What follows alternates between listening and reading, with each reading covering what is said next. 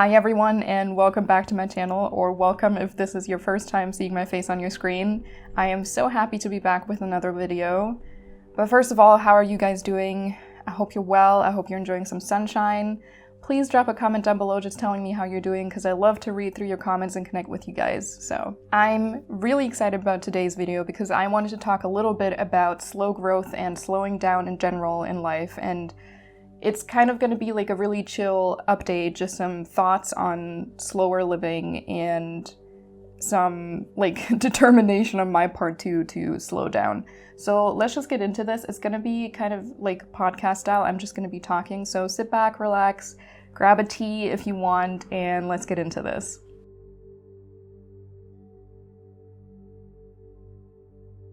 I've been thinking a lot about the speed at which I live, and I have been for months. I think everyone was starting to kind of think about it at the beginning of the pandemic, because I think at the beginning everyone was like, oh my god, what a great opportunity to slow down, and I did for like 2 weeks, the first 2 weeks of the pandemic, but ever since then, I've been doing everything as fast as possible. And not just that, I've been juggling like 7 projects at the same time, almost continually without breaks. Like university, YouTube, my thesis for a long while, workshops, organizing journaling challenges, doing online meditations, my blog, volunteering at 2 different places, personal growth stuff too, and my relationships, which I love to spend a lot of time on. There was just a lot going on all at the same time. And the reason behind that, of course, is that I love what I do. I'm incredibly committed to what I do. I'm incredibly committed to the people in my life and the projects I have. I'm incredibly devoted to what I do. And I choose to have these projects. They're not just given to me. I choose them, and I love having a lot on my plate. I love the challenge that brings. But another reason was that the world was grinding to a halt, and I was in resistance to it. I was doing everything in my power to not feel how the entire world was stopping, and I didn't want to take up the opportunity to go a little bit slower myself. I was in resistance to any sort of a break or a stop of the world and of my own personal life as well. And I was also not counterbalancing my life anymore. Like before the pandemic, as we all know, we had social life, we had hobbies that happened outside and with other people. We had uni, but uni was done with other people, or work was done in an office with other people and so forth. I didn't have that anymore, and productivity, as was taught in school and in university, implicitly and explicitly, kind of became an escape when the world got too tough and when I got bored. Because it was incredibly painful to come to this stop and to come to this halt and to see the continuous pain internationally as well, to see the people dying, to see everyone being so scared, to be so scared oneself, to see the economic crises, to see so many human rights issues coming up with full force. And that was really tough to see, and it still is. And productivity was something that I am very well versed in, and something that I'm well taught in, and something that's really, really valued in my culture, at my university, at my school, always has been. And I have always prided myself in being very productive and being a good worker. So it was almost kind of natural that when so much pain came up and so much resistance to the break and the stop that was happening in some ways, and the incredible crises that came up in the other hand, it was almost natural that I then took productivity as an escape from that. And like I said, it was also an escape from boredom. I never feel bored. It is absolutely foreign to me, and I obviously also want to feel accomplished. And I wasn't getting any external pointers of my accomplishments anymore. You know, when you go to like work or university, every once in a while someone will tell you, oh, that was a good presentation, or good work on that, or congratulations on your grades, or you'd go out to a party with friends after an exam, or you'd do like a special dinner with some other people just to celebrate whatever happened, right? Whatever success happened. Or when you went to a workshop, you had physical people to hug that are gonna say like, thank you for doing this, or this is what helped me, this is what you can do better. You got pointers in the external world that were physical. And not getting these face-to-face feedback opportunities anymore, not getting these rituals of congratulations that happen after success. Not that they're necessary, but they were missing. And in my head, I didn't see that. It didn't translate to, oh, let me give myself rituals of validation and thanks and ask others for congratulations and validation via the phone or Zoom or whatever. It didn't translate to that. It translated to, oh, I'm not being appreciated for the things I always draw appreciation and affirmation from. I'm not getting validation for my sense of self, which was very much rooted in accomplishment. So I must not be doing enough, and I'm not good enough in general. But I must not be doing enough and being enough. That was kind of what it boiled down to. And doing enough and being enough became synonymous. And I think for a lot of us, they are. Doing enough became kind of like an identity. So when that identity wasn't constantly being reaffirmed in the outside world because other people were seeing how much I was working and I was seeing how much other people were working, so I could compare, which is very, very unhealthy. None of the stuff that I'm talking about here is a healthy mindset, by the way. I'm just trying to make you understand where I'm coming from, and hopefully this is something that you can maybe even relate to. And I think a lot of us can, but yeah, where was I? Yeah, so I wasn't getting reaffirmed in any sort of way, so I did more. That was my conclusion, very subconsciously, and it took me a while to figure this out. When I should have been slowing down, I was doing more. And don't get me wrong, I don't regret a single project I have started and finished. I don't regret a single thing I have done. Not at all, because this year I have done so many cool things, so many amazing online workshops. I was invited to so many cool things. My YouTube channel that I started, I'm really grateful for. I built this online community on Telegram, and I'm so happy about how fast it's grown, how many people have found some support in some way or another. So I'm incredibly happy about that, but I know that I can't, and I don't want to, go on like this. It's impossible. We're not machines. We never have been, even though I like to convince myself that I am in very subconscious ways. But it's just impossible for me to keep on going in exactly that speed and with that workload. And I shouldn't. I plain old shouldn't. Living fast and doing so many things also leaves way less time to self-reflect and to focus on how I'm talking to myself as well. So when I'm living so fast and I'm doing so much and I'm not reflecting on how I talk to myself, I easily slip into self-talk where my expectations are incredibly unrealistic and high, and my self-talk is very self-hating and disrespectful. My self-talk can get harsh and abrupt and cold and unforgiving and uncompassionate with myself. And I don't hear that consciously if I don't stop, settle down, and listen to myself, right? I mean, I didn't even give myself the time to feel my reaction to that. Because I think when you're doing so much is also, like I said, an excellent way to escape from the pain of what's happening in the outside world and what's happening in your personal life too, but it's also an excellent way of running away from the pain that comes from your internal life, so how you deal with yourself and the things that you suppress, deny, disown, the things that you don't listen to in yourself, the intuitions you tend to ignore, the way you talk to yourself that you tend to ignore.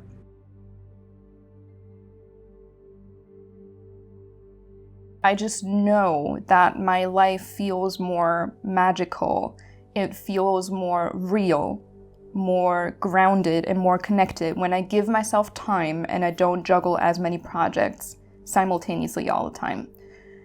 I can appreciate myself and the present moment much, much better when I give myself time to ground and connect and just be still and do nothing. There is absolutely nothing wrong with doing things fast or with doing a lot of things simultaneously. That's not the problem for me. It never was. The issue comes when I can no longer do the opposite when it's necessary. So when I can no longer slow down and just do one thing at a time, or when I can just no longer sit down and be quiet with myself and do absolutely nothing, not even reading or staring at a screen. That's where the problem comes from, is this unbalance of only fast and only a lot simultaneously, and never also the opposite of that. So the goal for me has become this. I want to learn when to do things fast and when to slow down. And I want to be able to discern between the times in my life where I need to or want to intrinsically do things at a faster pace and do more things simultaneously, and the times when it's necessary for me and I also want to slow down, do less, and just rest. So I want to learn when to do things fast and when to do things slow, based on when what is appropriate and based on my energy level and based on my intuition and my intrinsic motivation, and not because I draw a sense of identity and affirmation out of that pace or the amount of work that I'm doing. Being fast and doing a lot comes very easy to me. It's my modus operandi.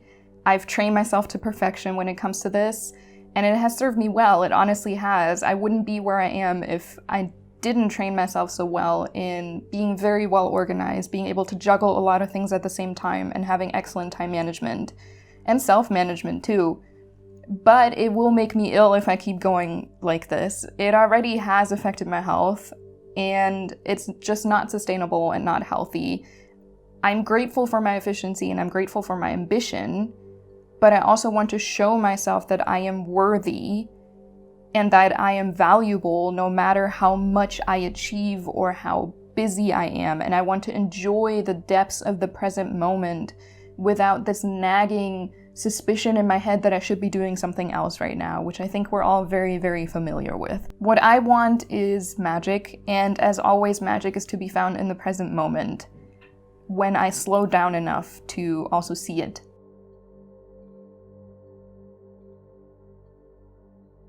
And with that also came this thought that I want to learn how to grow slowly as well. There is no need for me to rush my education, to rush the projects I'm doing. There's no need for me to rush my personal growth either.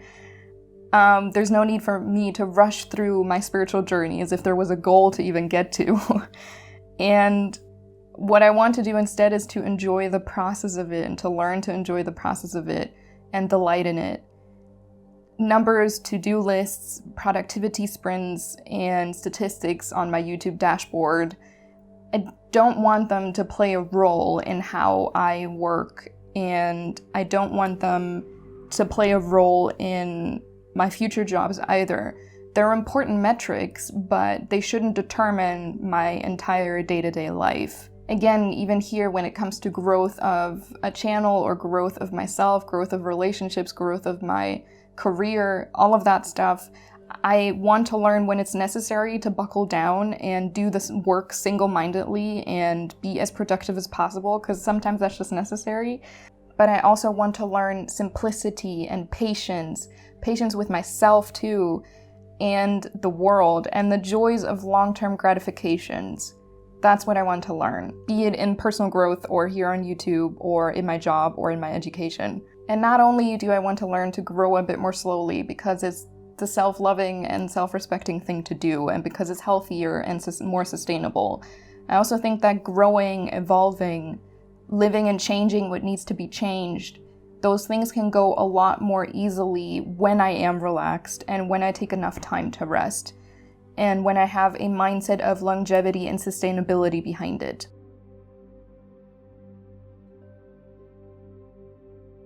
And I think to get to that mindset of sustainability and longevity and how I do things, it's important for me to realize that there is no need to be forced and rushed, and that I can accept and enjoy even all spaces of development, all stages of development, not just those stages that I deem acceptable or perfect.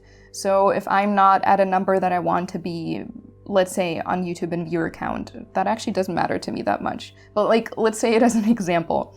I can still enjoy that 5 people watched my video. You know what I mean? I don't have to deem 5 to be acceptable and perfect for me to enjoy it, and I don't have to get to a stage that I think is perfect for me to be able to get enjoyment out of what I do. Or when it comes to personal growth too, if there's something I want to learn or something I want to heal, there's no need for me to get to the perfect, already healed stage for me to be able to enjoy myself and enjoy my life and enjoy the fruits of my labor. So I can enjoy all states of being, not just those everyone or I aspire to be in. And slowing down enough to be in the present moment more often as we all know, can create less resistance to what is, and more acceptance and more compassion and more love for what is, what has been, what is, and what will be, essentially.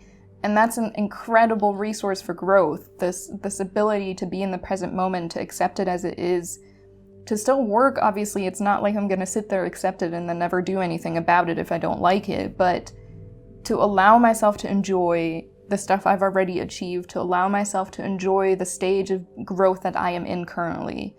I think that can only happen when I pay more attention and I'm more mindful, and I slow down.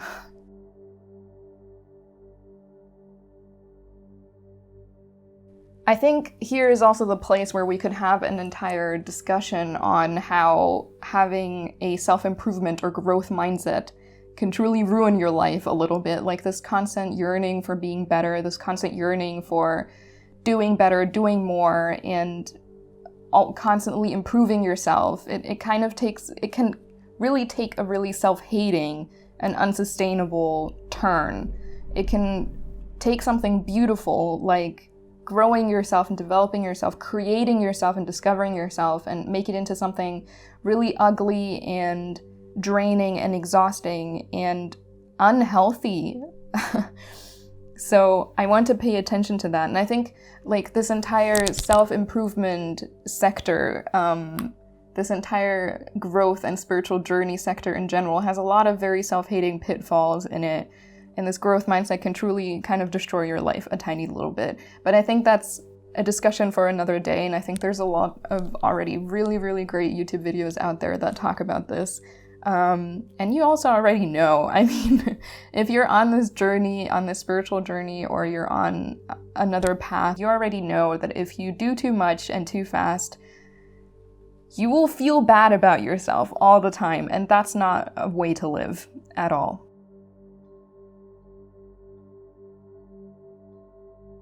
Okay, so I think what I'm saying here is there's a lot to learn by being in the present moment more often. There's a lot to learn by being mindful more often. And I think we all, and especially me, need to train ourselves in slowing down and recognizing when we need to slow down and when we need to speed up.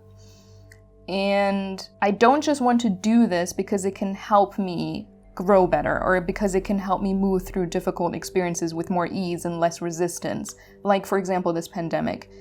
I also want to slow down because I want to find this space of softness and slowness and acceptance, because that's what I deserve, what we all deserve. I don't just want to, for example, say I'm going to rest more often and do less, because that helps me do the things I'm doing with more ease, or it helps me work harder later.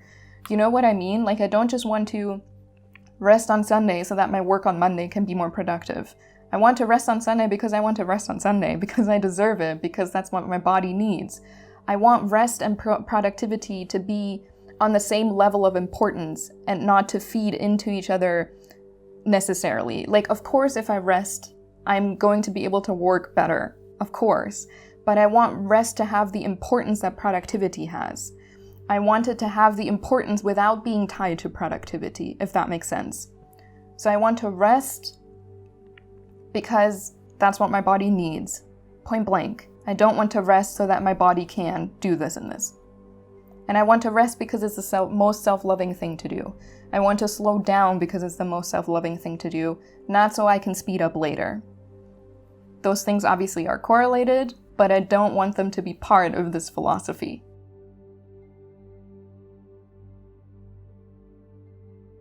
So, in the last few months, I've been doing a lot of hard work so I can learn exactly what I just talked about in this video. And I think I've turned my life around quite a bit. There has been much more relaxing, much more softness, much more slowing down. And I've given myself more time for almost everything that I do. However, there's still a lot I need to learn, and it is incredibly hard to completely change your lifestyle when you love doing so many things and when university is at your neck, essentially, at all times of the day. It's incredibly hard to slow down when you have 5,000 deadlines, and that's also not the time when you should. So I've gotten a lot better at not determining my worth in increments of productivity, and I've gotten a lot better in not needing validation in terms of how many hours I've worked or how many projects I'm doing currently. And I've gotten a lot better in slowing down in my life in general, like taking longer mornings to myself, longer evenings to myself, spending more time with friends instead of in front of the laptop, doing more things I enjoy, and doing things that are analog, like reading and journaling instead of watching anime and Netflix or whatever else is on the screen, or gaming and so forth. But there's also a bunch of other slow living practices that I want to incorporate, and the mindset definitely has not fully settled in. And I still have a lot to learn. So on YouTube, I wanted to kind of talk about slow living a little bit more, to document the journey, to document my thoughts on it, to hold myself accountable as well. And I'm also doing this in the hopes that someone else will recognize themselves and find inspiration or just find emotional support, because I don't want any of us to end up at a point where we are close to a burnout like I was, or have a full-on burnout like a few of my friends have. I don't want any of us to get to that point, because it is incredibly tough to deal with, and it's something that will take years to heal. I never want to get to that point. So what I've planned is that in my next video, I will talk a little bit about the rat race of university, how education, due to the speed and productivity hype and constant deadlines, no longer is what I would like it to be for me. I want to talk about a slower and different approach to education that I wish would have existed for me. And then the video after that will probably be about new things I want to implement, or things I want to pay more attention to and devote time to than I currently am, to kind of support my journey into slower living. I kind of want to ease into this. So it's going to be about things that help me be more present and help me slow down. And I hope you guys are in for that and excited about that, as excited as I am. And I'm sure that I can learn a lot from you guys as well. So if there's any tips you have on incorporating slow living practices, on slowing down in general, on not basing your entire identity and worth on being productive, then please let me know down below, because I would love to learn from people who are on this path as well and who know more than me.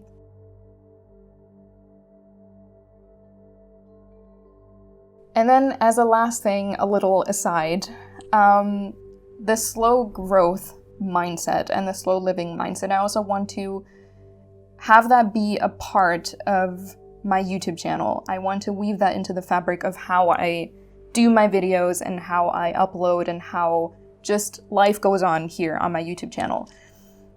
Because I don't want subscriber counts, views, and all of the statistics you can get on your YouTube dashboard to completely determine my satisfaction with my videos and my joy and my motivation for making these videos. And I don't want to have to uphold a super strict upload schedule because the algorithm will love me more if I do, or because some people get mad at me if I don't upload X amount of times. I want to create videos because it brings me joy and because I have something to say, something to share. I don't just want to share little stuff that has no value to me or to you guys. I want to do videos that bring joy to me, that bring value to my life, and I want to do the same thing for you guys as well. So I never want to share something that's not of value to you guys and that doesn't create some spark of joy or inspiration for you guys. And stuff like this might take more time every once in a while, and my energy comes in cycles. So some months I'll have a video out every week because that's just the energy level I'm at, and because I'm in a fast period of my life, and because I have something to say. And other times I'll need to rest and recuperate. So if you don't see a video of me, it's not because I forgot about you or because I don't care. It's because I want to produce quality and I want to create quality. And hopefully people will agree with that and will like that sort of mindset. I want this YouTube channel to be my creative space, not another job or project on top of all the other things I'm already doing. YouTube is not ever going to be my main career, at least not in the foreseeable future. I'm not going to say never.